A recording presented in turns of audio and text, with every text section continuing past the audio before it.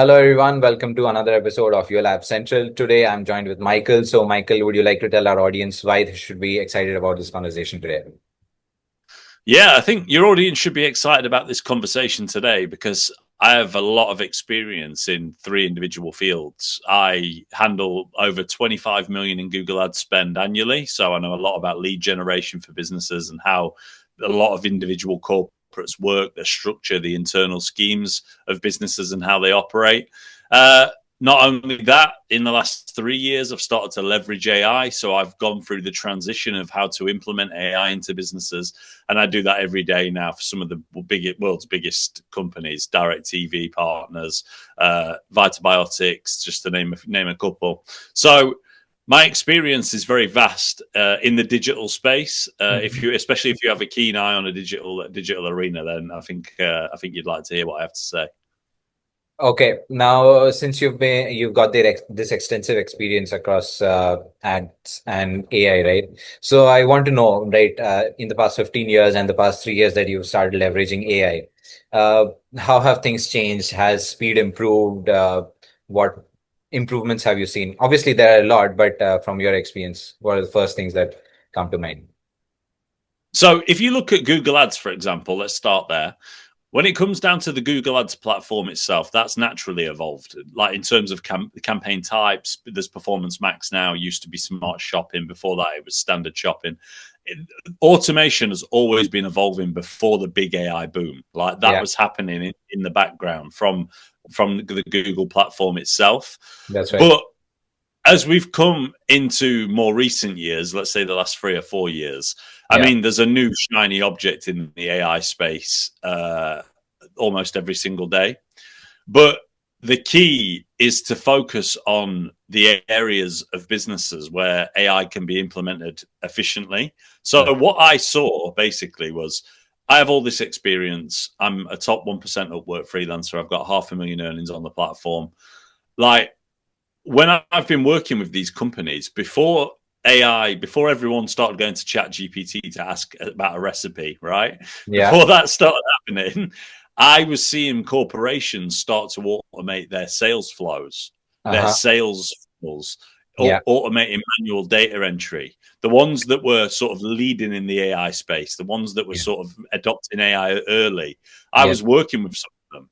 Hmm. So it gave me a leg up in a really good way because I was seeing how they not only how they were implementing it, how they were Yeah. handling it from a human interaction perspective, but Mhm. also how the impact was being made on their bottom line and their conversion rates. Right. So think about it from my side. If a business implements a sales AI sales strategy into their company, and I'm driving leads for them, all of a sudden their conversion rate from their AI web agent, whatever, starts to boost conversion numbers. Their Google Ads performance starts to improve. And I'm seeing it in real time because I know Yeah. what it was like before they implemented it and after they implemented it.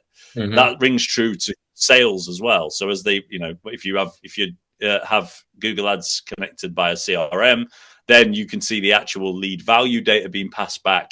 And if you're using AI, you start to see that number grow. And I have a few examples. Evolution AV out of Canada is a fantastic example of that, of one of my clients that have done it. So, yeah, I've seen the evolution, and I'm extremely excited because I look at it more. My take on this is this: if you go all the way back, I Yeah. don't know, to like whatever age, but like you had the agricultural age. Hmm. The agricultural age was like land was king. If you owned land, then you were rich and you had power. Then we went into the industrial age, and then in the industrial age, which is basic, we're half in that age now and half out of it. You're Yeah. thinking factories, offices, everyone lives within 5 miles of Yeah. of where they work. They have to go into office That's like that. That's obviously dying now, especially with COVID putting everyone at home. But you end up in a position where that industrial age is now dying. yeah. The I like to use the analogy of like the Simpsons. Everyone knows who the Simpsons are, but Yeah. you had Homer, and Yeah. he could afford to run a house with a stay-at-home wife with 3 children, working an average job. Well, now in 2025 and beyond, what's going to happen is being average is no longer going to cut it anymore. That's right. You're not going to be able to make that's why you look around now and you see like for just using the industrial age as an example, it used to cost you like 5 or 6 times your salary to buy the house that you lived in. Yeah. Well, even before the AI boom, that number went up to like 15, 18. Yeah. Now, now AI is here. The incorporation into businesses is handling a lot of data entry. And if you're in a role, I don't buy into the fact that AI is coming for everybody's jobs. But what I will tell you is if you are in a specific industry, like for example, just something that involves a lot of data entry, if you Mhm. are a data mainly your main day-to-day job is data entry, that Mhm. job is going to become extinct. Like that will no longer exist. And that those sorts of industries are going to be hit harder. So yeah, I've seen the evolution. I've seen the impact, the positive impact. AI should be embraced, not feared. AI should be something that you consider to be something that's going to help you level up.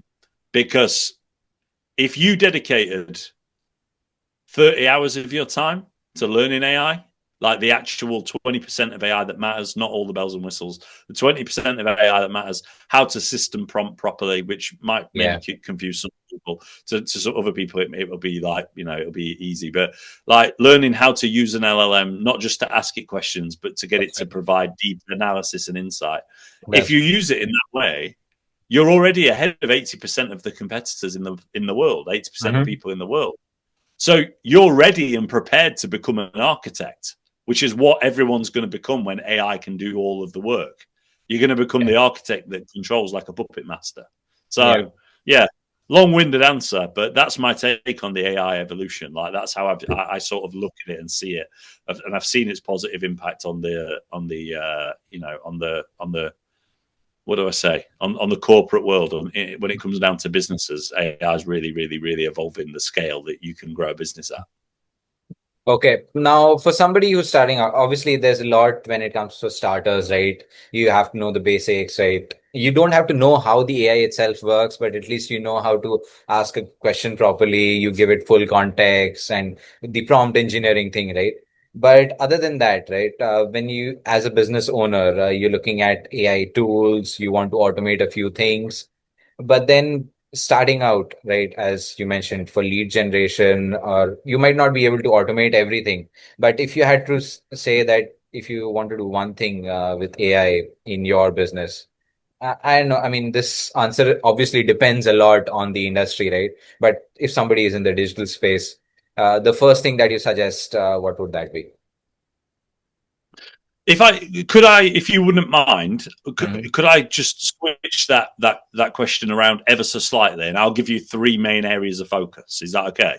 Yeah, that's Because I perfect. think that because then it's all at least one of them is going to be related to you, like Yes. as a listener. So the first area, the number one area that every business should focus on, if it is relevant, which it is for 99% of businesses, is speed to lead. Hmm. How quickly you go to your inquiry. Historically, an inquiry comes in, you have a 5 team sales rep. If you're a big Yes, sir. company, you've got 150 sales reps. The email comes in, someone picks it up, they get assigned it, they try and call, they don't answer, they log the email in HubSpot, they log the call in HubSpot, they set a reminder manually to call them the next day. They send an email the next day, they try and call them the next day. That's an example, right? Yeah.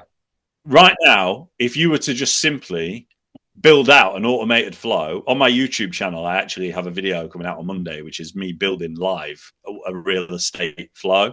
And it took me like 40 minutes to automate an SMS system for a business that was in real estate.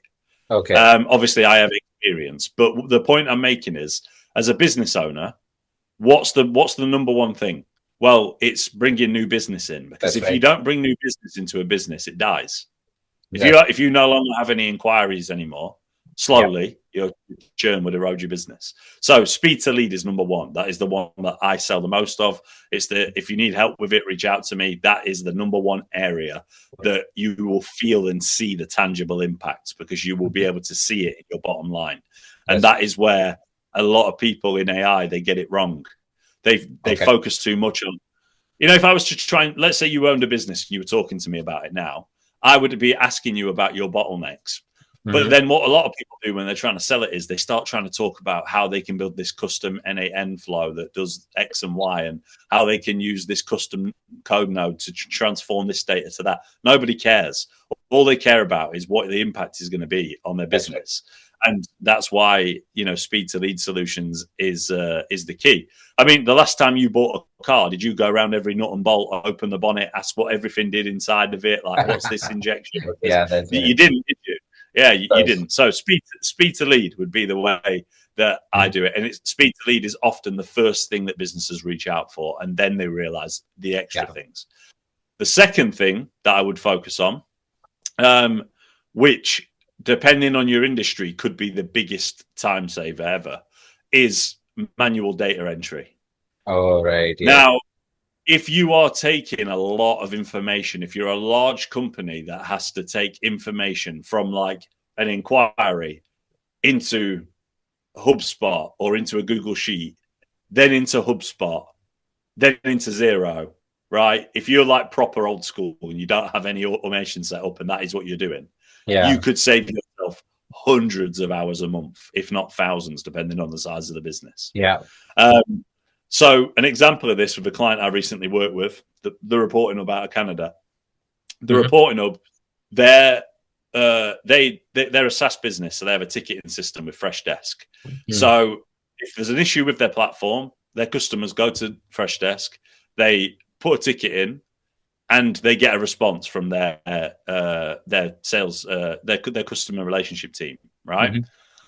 now, at the time when they started working with me, their first response close rate of a ticket was 22%. Oh, So that means that effectively 4 out of every 5 tickets then had follow-up communication. yeah. What you find with SaaS businesses is the reason why the ticket is opened is because, and I mean this in the nicest way possible if it is anybody listening, it's because the person who is looking for the answer is too lazy to go to the knowledge base and find it, right? The Yeah. answer exists, common bug, but you just want some support from the company. Well, that's what was happening. Hmm. So as it stands today, their first response close rate of tickets is 78%, and that's only Okay. been 60 days working. So now only just over 1 in every 5 ticket needs an actual employee to look into it. That's right. So Mhm. their team now get to focus on when they get a critical ticket, like a ticket Yeah. that has a major issue and there's a problem.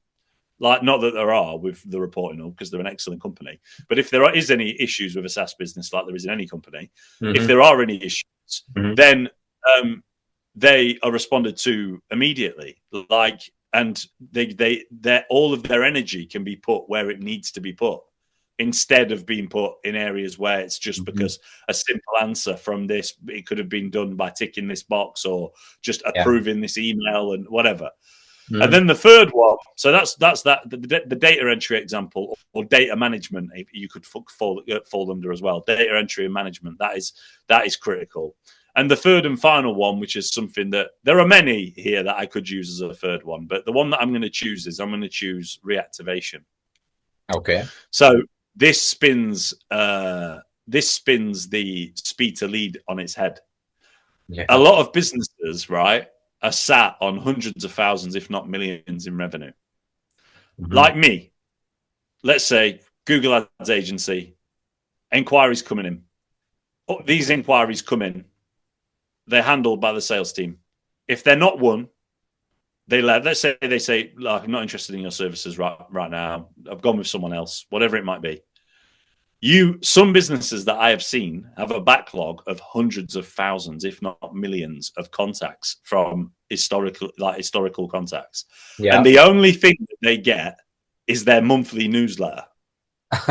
Well, like, why don't you build out a custom AI system that analyzes what their inquiry was in the first place, why it didn't go ahead, take that information and send them a personalized SMS or email. Hmm. Check in every 3 months. See, hey, how did it go? Have a two-way back and forward system built in something like CloseBot or BotPress. like build out agents that can handle that for you at scale. Mm-hmm. I'm telling you, there's businesses out there that are sat on literally like probably triple their current monthly recurring revenue because they're Yeah. not doing anything for reactivation. They're not Mm-hmm. doing anything from their leads, especially in an industry like mine, or well, AI and Google Ads, but mainly Google Ads. If you think about it from a Google Ads perspective, there is a lot of churn. Agencies do lose clients, and when they lose clients, they go somewhere else. So if you're not there at that cycle, you're out of sight, out of mind. Where you could have been in a position where if you got there first, they'd be like, "Hey, actually, no, we're not happy with performance. We would love for you to provide a free audit." And Mm-hmm. then all of a sudden, you've just got, if you did that, if you blasted 10,000 people, right? If you Yeah. blasted 10,000 people and five people respond, you've got yourself 50 audits. If you convert a 20% rate from audits, you've got yourself 10 clients. It's like, it's as easy as that. And those were just rough numbers. I hope they were right. But yeah, I think those numbers were correct. And it's just an example of how AI can be used to reactivate. Reactivation's not new. Everyone sends cold email sequences, but they think that that's enough.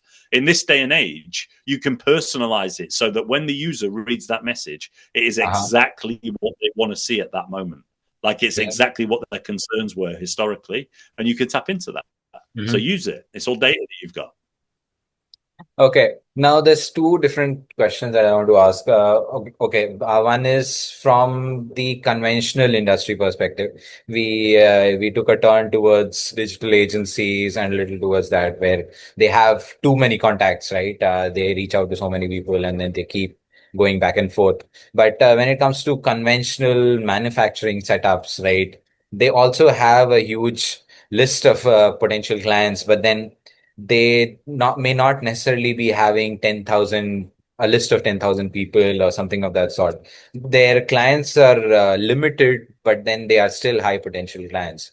Now, what I've come to understand, I might be wrong, where AI is particularly very useful where you have a lot of data and you want to crunch it and you want to respond to everybody at scale, right? But when it comes to these small sets of very specific data sets, right, where you have these client bases which are specifically like 1,000, 2,000 kind of people, and you want to still personalize it, but you still don't have the time because you don't have that kind of sales team that can actually go and call out 2,000 people in a span of short time. So how can somebody turn this around using AI? If you could put some light on that. If you, the honest answer is you would do it in a very, very, very, very similar way. Uh-huh. You would use it in a very similar way. The thing is just because you have a small amount of data, let's say those data they're all deals. Let's say they're all deals that have come through at some stage. Like in HubSpot, they're classed as deals. If you get an inquiry, you move it into a Yeah. deal stage. And let's say they were in a deal stage and then they were like close lost. So they're lost opportunities, but you Yeah. only have a couple of thousand of them. You do the same thing. You hyper personalize for them. The only thing is that the AI usage and costings that it's going to cost you to reach out to them is significantly less. So unless I've misunderstood the question, Mm-hmm. if we're talking about where you can make millions, right, by having huge databases and you're in Mm-hmm. a position where you can do that. Well, for your small average plumbing business or your small accounting business that's local, that only has 2,000 leads, you can do exactly the same thing Okay. using exactly the same techniques. You Mm-hmm. just do it at less volume, and therefore, because when you get into it, like when you get deep under the skin, you think of that cult, like email sequencing, for example. Mm-hmm. Like if you were to create email sequences, you when the email's been written using AI, you're using tokens, so it's costing a little bit of money for you to do it. Whereas large corporations, they have the ability to spend $20,000 a month or $80,000 a month on it. But honestly, you could have SMS conversations with Mm-hmm. your potential like old deals, even if you've only got 2,000 of them. Mm-hmm. Probably even with a better impact because you could write the briefs better because there's a Yeah. smaller number. You could be tighter. You could Uh-huh. argue it's a positive. Um, and you'd follow the same route and do it that way. You'd have less of an impact on the other side, on the other side of it. But the thing that I always encourage smaller businesses to do is to be more flexible. Okay. So, like, be more flexible with your offerings and stuff. So, when you only have 2,000 leads, Mm-hmm. like, for example, Google Ads, like, if I was to launch a Google Ads agency today, I'd probably go and scrape every business in America using something like ampleleads.io that had between 1 and 50 employees or 1 and 20 employees. And it'd probably cost me about, I don't know. It depends on the number, but it probably cost me about $5,000. And I would have every single individual email from every single company of that size in the US. Okay. And then I would send every single one of them. I would go to somewhere like Inboxology, Mm-hmm. which is like where they create inboxes for you. I would buy like 300 inboxes, which probably cost you like, I don't know, $2,000, $1,500. And then I would cold email an offer so good that they couldn't say no. Okay. And I would bring on board so many clients, right? I Yeah. do, like, for example, I would literally say, I'm an expert vetted Google Ads manager.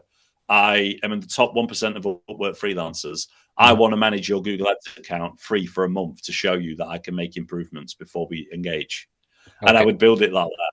So yeah, I know I've gone on a little bit of a tangent there, but what I'm trying to dive into is, because what a lot of small businesses don't understand is that they have access to the same lead generation tools that big businesses have. Mm-hmm. Like, I just spoke about spending 5K scraping all of these businesses in America. You don't Yeah. have to do that. Just Mm-hmm. scrape 1,000. That's Just right. scrape 2,000. Spend Yeah.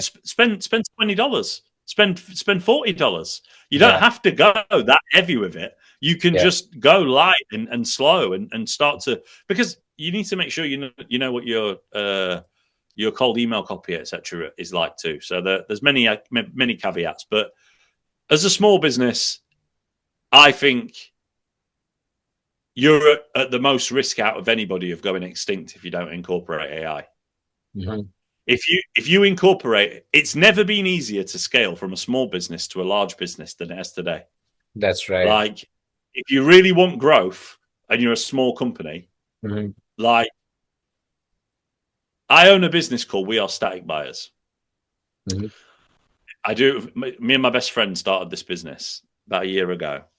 It does about 7 million in revenue every year. Mm-hmm. We handle between 400 and 600 leads a month, Okay. and we have one sales rep. All right. I don't know what whoever these listeners are. I don't know what your inquiry to sales rep ratio is, but I guarantee you it's not 1 to 400 or 1 to 700. Do you know why that is? Because we use AI to qualify them, take them all the way through to the end of the stage where they've uploaded photos of their holiday home, because it's a holiday home company. And once they get to that stage, we know that they're qualified. We know the caravan. We know what holiday home it is. We know the make, the model, the year. We know whether they've been offered money on the caravan before. We know everything about that individual inquiry, and Mm-hmm. all the sales rep has to do is pick up the phone and speak to them for 10 minutes to close the deal.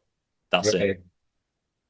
Like, there's two people, me automating everything, him handling the sales, and Right. obviously it's not all profit. Don't get me wrong, because the margins are slim in that industry. Yeah. But it makes a lot of money. But, like, I'm saying that, it's not like we're making 7 million profit every year. But we built a 7 million a year profit Yeah. company within the space of 12 months. That's 20 million a year turnover company in 12 months. Mm-hmm. Like, all using AI for nothing else. So if you don't believe that, like, if you don't believe that AI should be implemented in your business after hearing that, Mm-hmm. then there's no helping you. Like, there's nothing I can do. That's right. Yeah. That's a convincing story and convincing way to put it, right? I mean, if you can have one sales rep for 400 leads, you can't beat that. I mean, without AI, you can't be beating that. Okay. Yeah. Now, okay. And certain industries, Yeah. I don't mean to cut you off, but certain industries are obviously not going to be able to get to that level of margin. I understand that. Like, I Yeah. don't want everybody who's listening to be thinking that's crazy. The reason why is because it's in a trade industry, which Hmm. means we offer them money. They either say yes or no, and then we sell it to someone else without touching the product. So Uh, it's like a digital service. It's like it's yeah. really easy to wrap up into a. You basically put this person in touch with this person, and it's done. That's why it works. If Yeah. you were like a builder and you had to go and quote, of course, then No, of you would course you not. would Yeah. never be able to do it. Yeah, I don't want everyone to think I'm saying that you only need one sales rep for your business to handle 400 leads, no matter the industry. Because trust me, like I'm very experienced, I understand. But like I was just giving an example of where it does work and where it can work. Hmm. Okay, now from a personal perspective, I want to know, uh, say in the digital space once again, okay, you've got your own YouTube channel, you have a couple more social media handles, right? How are you leveraging AI in that? And if somebody is starting out, what should they be focusing on? You'll have to keep it a little brief though. Yeah. So if you're talking about if they wanted to get into the AI space, yeah. Yeah, personally, Yeah. So if they want to get into the AI space, head over to my YouTube channel, subscribe, find other great creators, Nate Herc, Nick Sarayev, Leah Motley, people in the industry who provide real valuable information. Subscribe to them. Start watching how they produce and leverage AI and their stories about how they implement that into companies. When you watch that, it will change your mindset and mind frame. It will change completely how you look at AI, right? If you were to then, after you've seen that, watch a couple of videos, not much, just watch a few videos to get an idea of the concept of business and AI yeah. usage. Head over to ChatGPT, head over to Gemini, head over to whatever LLM you want to use, right? Write out a task. Let's say you want a guide to how to cook a specific meal. Use that example. A guide how to cook a specific meal. Ask it questions. What would I need to make this meal? It will give you a list. Then say, well, how much of it do I need to buy? Da, da, da. Where can I buy this from? Da, da, da. Keep going through until you end up with an answer that gives you everything, the ingredients, how to cook it, what temperature, how long, all of these things. And then do you know what you ask it? You say, give me the system prompt that would have given me this answer based off of my request of how to cook at this a certain type of meal.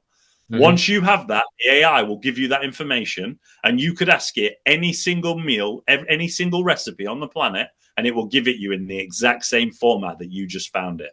And if you can master that one first step of how to leverage AI, you will be able to use it in multiple ways every single day, like of how you do it.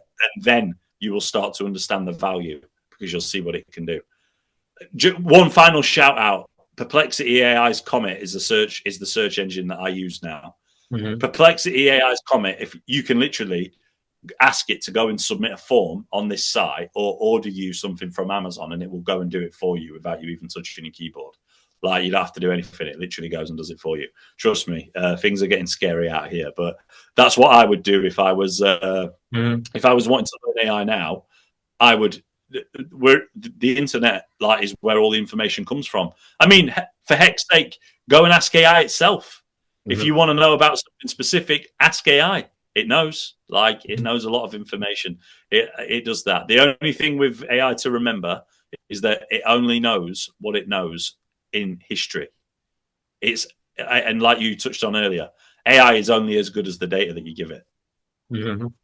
Right. Yeah, because I just started using Perplexity's Comet browser, and then I started using it simply for that, right? As you mentioned, that it can fill forms and do a lot of stuff for you, the grunt work. And so that's why I'm looking forward to using it personally as well. So thank you so much, Michael. It was a great conversation having you on the episode. No, thank you very much, and I hope that the listeners took away something from this. If you did, yeah, head over to my YouTube channel and subscribe. But even if it's just something that jolts your business or gives you inspiration in life, entrepreneurial into the AI space, or how to adapt AI into your company, even if it's not with me, just I hope that I've given you a bit of information on how you might be able to do it. Thank you so much for joining in. I was just about to ask you where people can get in touch with you, but yeah, thank you so much for sharing that information. uh, You got me. so, to the audience who's been watching and listening, if you like what we talk about, do leave a like. The comment section is open for questions, suggestions, perspectives, and yeah, anything else you want to talk about. And don't forget to subscribe before you close the window itself. Thank you so much for joining in. Just Yeah, go ahead. Yeah, just sign off. This might be a little bit of a different sign off. I tell you what I'll do. I'll keep my eye on the comments as well. So if anybody does have any AI specific questions, I will be available to answer them for you as well. So I will chip in. Thank you so much. Thanks. That'll mean a lot, Michael. Thank you so much for that gesture. Thank you so much for joining. Thank you so much.